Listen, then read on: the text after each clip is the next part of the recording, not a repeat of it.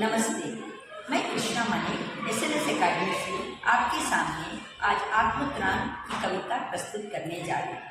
आत्मत्राण का मतलब है कि हमारे जीवन में कोई भी मुसीबत आए उससे हमें डरना नहीं है, बल्कि उनका सामना करते हुए आगे बढ़ना है। यहाँ पे इसके कवि हैं रविंद्रनाथ ठाकुर। रविंद्रनाथ ठाकुर का जन्म 7 मई सन 1861 को कलकत्ता में हुआ था। रविंद्रनाथ टैगोर एक कवि, उपन्यासकार, नाटककार, चित्रकार और दार्शनिक थे। रविंद्रनाथ टैगोर एशिया के प्रथम व्यक्ति थे जिन्हें नोबेल पुरस्कार से सम्मानित किया गया था। इस कविता में आत्मत्राण का मतलब क्या समझ में आया बच्चों? अमृत, इसके बारे में बताओ। आत्मत्राण का अर्थ होता है जो व्यक्ति भगवान से ये प्रार्थना नहीं करता कि वो भगवान उनकी सारी कठिनाइयां झेले, बल्कि वो उसको वो शक्ति दे कि वो डटकर उनका सामना कर सके। सही बताया। यानी इन पंक्तियों में कवि रविंद्रनाथ ठाकुर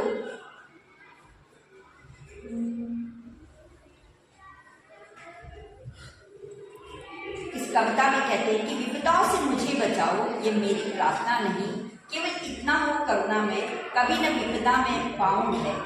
दुख ताप से व्यथित चित्त को न तो सांत्वना नहीं सही, पर इतना होवे करुणा में दुख को मैं कर सकूं सदा जी। कोई कहीं सहायक न मिले तो अपना बल पौरुष न मिले, हानि उठानी पड़े जगत में, लाभ अगर वंचना रही तो भी मैं मन में न मानूं क्षय। यानी कवि इसमें क्या कहते हैं कि कवि किससे और क्या प्रार्थना कर रहा है? कामना बताओ।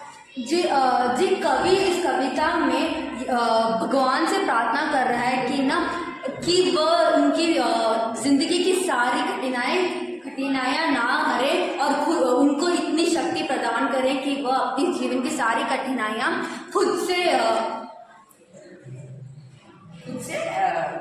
उस कठिनाइयों का सामना करें और आत्मनिर्भर बन सके। विपदाओं से मुझे बचाओ, ये मेरी प्रार्थना नहीं। इस पंक्ति के द्वारा अमृत कवि क्या कहना चाहता है? इस पंक्ति में कवि यह कहना चाहता है कि हे परमात्मा, चाहे आप मुझे दुखों व मुसीबतों से ना बचाओ, परंतु इतनी कृपा अवश्य करना कि दुख व मुसीबत की घड़ी में भी मैं घबराऊं नहीं, अपितु उन चुनौतियों का डटकर मुकाबला करूं।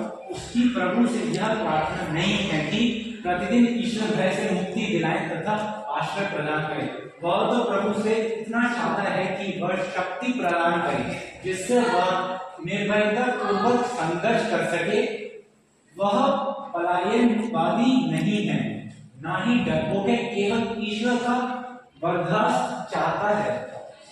वरदहस्त चाहता है यानी विपदा का मतलब है विपत्ति, मुसीबत। करुणा में इस दूसरों पर दया करने वाला। हमेशा हमारे जीवन में दूसरों पर दया दिखानी है, किसी से हमें भेदभाव नहीं करना है। दुख ताप यानी कष्ट की पीड़ा। हमारे जीवन हमेशा सुखों से नहीं जाएगा। हमारे जीवन में कुछ न कुछ ऐसी घटनाएं घटेंगी जिनका हमें सामना करना है। चित्त मीन्स मन, व्यथित मीन्स दुखी, सहायक मीन्स मददगार, पौरुष मीन्स पराक्रम, वंचना मीन्स वंचित और क्षय मीन्स नाश। यानी हमारे में जो भी कठिनाइयां आती है उनका नाश होना जरूरी है। दूसरे प्रसंग में ये कहते हैं रविंद्रनाथ ठाकुर, मेरा त्राण करो अनुदिन, तुम मेरी प्रार्थना नहीं, बस इतना होवे करुणा में, करने की हो शक्ति आना में। मेरा भार अगर लघु करने के न दो सांत्वना नहीं सही। लघु का मतलब है कि मुझे कोई भी मेरा प्रॉब्लम है तो उसे छोटा नहीं करना है, बल्कि हमें ऐसी सांत्वना भी नहीं चाहिए, बल्कि हमें की शक्ति देना ताकि मैं उनका सामना कर सकूं। केवल इतना रखना अनुनय वहन कर सकूं इसको निर्भय। नत सिर होकर सुख के दिन में, तब मुख पहचानूं छिन छिन में। दुख रात्रि में करे वंचना, मेरी जिस दिन निखिल मही, उस दिन ऐसा हो करना मैं तुम पर करूं नहीं कुछ संदेह। त्राण का मतलब है भय। यहाँ पे कवि सहायक के न मिलने पर क्या प्रार्थना करता है ना, बताओ। कवि प्रभु से निवेदन करते हुए कहते हैं कि हे प्रभु, बस मेरा निवेदन है कि तुम मुझे हर संकट से उभरने की अकिल शक्ति दो, मैं स्वस्थ मन से संकट से पार हो सकूं। यदि मैं कभी ईश्वर से यह अनुनय करती है कि सुख से समय विनत होकर कल ईश्वर के मुख को ध्यान में रख सके, ईश्वर स्मरण कर सके तथा दुख की रात्रि में जब संपूर्ण विश्व उसे अकेला छोड़ दे और अवहेलना करे, उस समय उसे अपने प्रभु पर, उनकी शक्तियों पर तनिक भी संदेह न हो, उसके प्रभु पर आस्था बनी रहे। यानी हमें जीवन में ईश्वर के प्रति आस्था बनानी है और हमें कोई भी विपदा आए उसका सामना हमें डटकर करना है। हमें ईश्वर से ऐसी कोई भी बात नहीं करनी है कि ईश्वर हमारे दुख को हर लो। यहाँ पे आत्मज्ञान शीर्षक की सार्थकता कवि के संदर्भ में रोहित तो स्पष्ट करो कि उसे तुम्हें क्या समझ में आया। कविता के शीर्षक आत्मज्ञान द्वारा बताया गया है कि चाहे जैसी भी परिस्थितियां जीवन में आए, हम उनका सामना सहर्ष एवं कृतार्थ होकर करें। कभी किसी भी परिस्थिति में आत्मबल, आत्मविश्वास व आत्मनिर्भरता न खोकर दीन, दुखी अथवा असहाय की भांति रुदन न करें। आत्मज्ञान शीर्षक से एक ऐसी प्रार्थना का प्रकटीकरण यह उदय होना प्रतीत होता है जिससे मुसीबत, दुख तथा हानि के समय स्वयं की रक्षा की जा सके। इसके लिए आत्मविश्वास और प्रार्थना दोनों से ही बल मिलता है और स्वयं की रक्षा होती है। इसलिए इसका शीर्षक आत्मज्ञान रखा गया है ना। तुम्हें कुछ और प्रश्न पूछने हैं?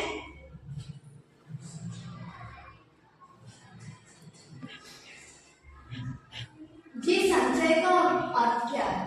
संशय मीन्स हमें यहाँ पे संशय का मतलब है संदेह, पर हमें भगवान पर कोई संदेह नहीं करना है। एक बात क्या है पता है, हमारे जीवन में कोई भी प्रॉब्लम आए या कुछ भी मुसीबत आए तो हमें सही, इसका मतलब क्या है कि भगवान हमें सही रास्ता दिखाना चाहता है। ऐसा नहीं है कि हमें कोई विपत्ति आए तो हमें भगवान उससे मुझे छुटकारा दिला दो, ऐसी नहीं है। हमें ऊपर से भगवान से ऐसी शक्ति मांगना है कि भगवान हमें सही रास्ता दिखाए और हम उस पर चलकर अपनी जो बाधा है उसे हम दूर करें और हम सही दिशा में अपनी इच्छाओं की पूर्ति के लिए हमें निम्न प्रयास करने चाहिए।